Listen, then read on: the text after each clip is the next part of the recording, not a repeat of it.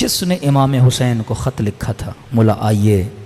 اس کو پتہ نہیں تھا امام حسین چل پڑے ہیں، چلا گیا بزنس کے غرض سے، تجارت کے غرض سے، کہتے ہیں واپس آیا کوفے، تجارت میں اس کو بہت نقصان ہوا، سب کچھ گوا کے آیا خالی ہاتھ ہو کے، گھر آیا، جیسے گھر کا دروازہ کھلا اس کی بیوی اور اس کی 4-5 سالہ بیٹی صحن میں بیٹھی تھی، کہتا ہے جیسے میری بیٹی نے مجھے دیکھا نا دوڑے دوڑے آئی اور میرے سینے سے آ کے لپٹ گئی، کہتا ہے جب سفر پہ گیا تھا میری بیٹی نے مجھ سے کچھ مانگا تھا کہ بابا جب واپس آؤ نا اپنی بیٹی کے لیے یہ چیز لے کر آنا، کہ اب جیسے بیٹی سینے پہ لگی نا باپ تھا سب کچھ گوا کے پہنچا تھا، میں نے کہا بیٹی پوچھے گی بابا یہ لائے میں نے یہ گفٹ بولا تھا، لیکن بیٹی نے یہ نہیں پوچھا، پہلا سوال جو میری بیٹی نے کیا کہنے لگی بابا آپ کربلا نہیں گئے،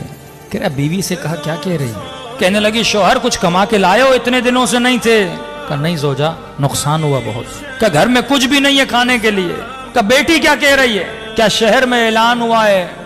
کہ کربلا میں ایک باغی آیا ہے جو بھی اسے مارے گا تلوار کے وزن کے برابر سونا دیا جائے گا، کما کر لائے ہو کہ نہیں، کہا جلدی جا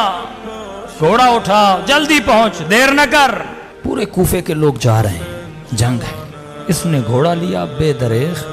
دوڑاتے دوڑاتے پوچھتے پوچھتے میدان کربلا پہنچا، تاریخ لکھتی ہے جب جس وقت یہ کربلا پہنچا تھا یہ غالباً عصر عاشور کا وقت تھا، اس نے دیکھا میدان کربلا پہ لاشیں بکھری ہوئی ہیں، ایک ہجوم ہے گھوڑے سواروں کا نیزے برداروں کا،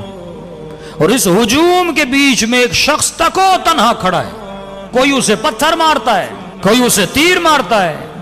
کوئی اسے نیزہ مارتا ہے، کوئی دور سے تلوار مارتا ہے، کہتا میں سمجھ گیا یہ دشمن ہے جسے مارنا ہے، میں بھی اس بھیڑ کے اندر گیا،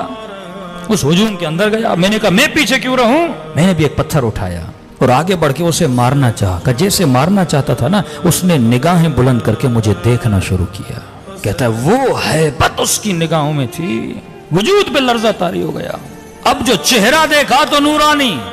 ماتھا دیکھا تو سجدوں کے نشان، میں نے کہا یہ تو کہہ رہے ہیں کسی باغی کو مارنے آ رہے ہیں، یہ شکل باغیوں کی تو نہیں ہے، فوراً اپنے عقل کو روشن کیا اور جہالت کے لشکر کو مارا،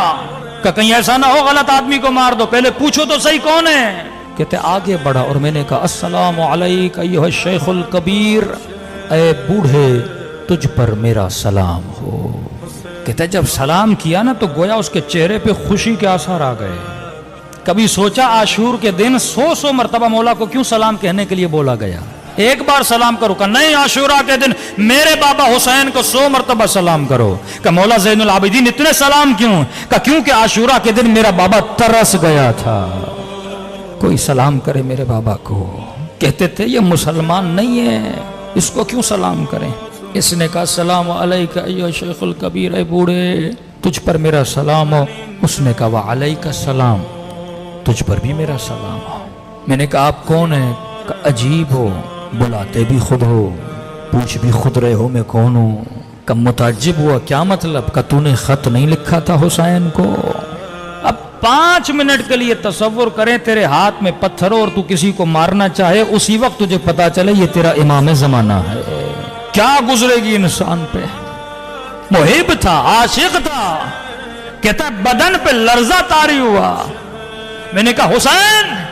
کہاں محمد کا نواسا حسین، کہتا ہے دوڑا دوڑا مولا کے قریب گیا، میں نے کہا مولا جب تک زندہ ہوں یہ تیر یہ تلواریں یہ پتھر اپنے وجود پہ کھاؤں گا، امام نے کہا نہیں تیرا نام شہداء میں نہیں ہے، حسین کی بات مان،